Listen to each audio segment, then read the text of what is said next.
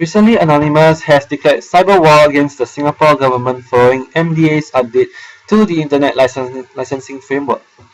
My group and I have compiled a short summary regarding the changes made, requirements of the licensees, and the impacts. The current practice of the framework is that all traditional news providers are individually licensed under the Broadcasting Act and Newspaper and Printing Presses Act. The new updates in the framework includes online sites that report regularly on issues related to Singapore and have significant reach among readers will require an individual license from the Media Development Authority.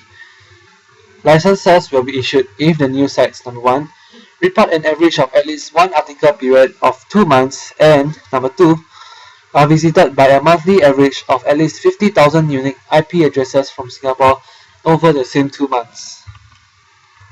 The requirements of the framework are: licensees are to adhere to a set of content standards which are no different from existing standards under the Internet Code of Practice and class license.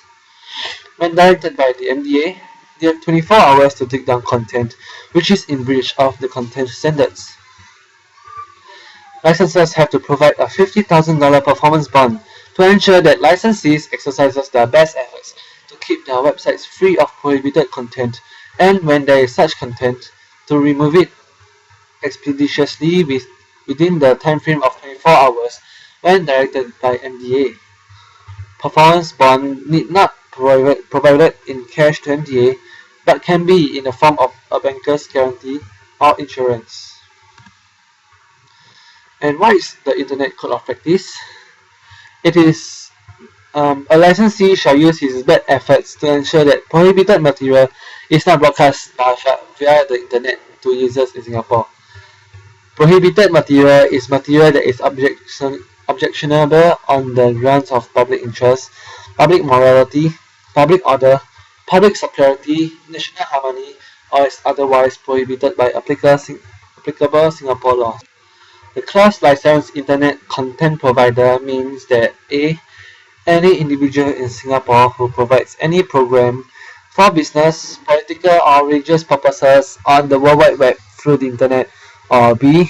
Any corporation or group of individuals, including any association, businesses, club, company, society, organization, or partnership, whether is it able to be registered or incorporated under the law of Singapore or not, who provides any program on the World Wide Web through the Internet and includes any web publisher and any web server administrator.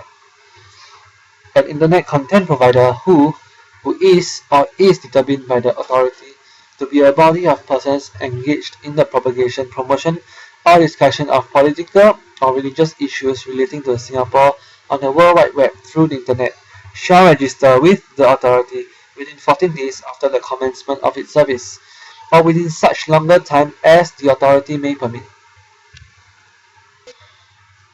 The impacts of these standards are: these content standards are meant to safeguard racial and religious harmony, public order, as well as good taste and decency.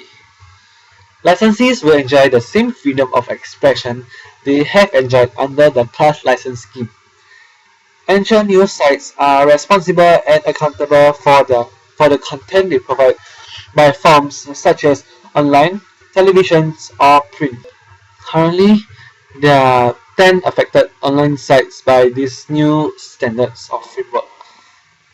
They are Yahoo Singapore, Asia One, Business Times, Channel News Asia, Oh My, Stomp, The Straits Times, The New Paper, Today, and lastly, the Taobao. Our learning points from this is that over 2,000 people protested against this scheme, which shows how much we value our internet freedom. It is restricting Singaporeans from gaining knowledge about affairs from the internet. The internet is dangerous, filled with malicious data. This is the end of our presentation. Thank you very much for listening and have a nice day.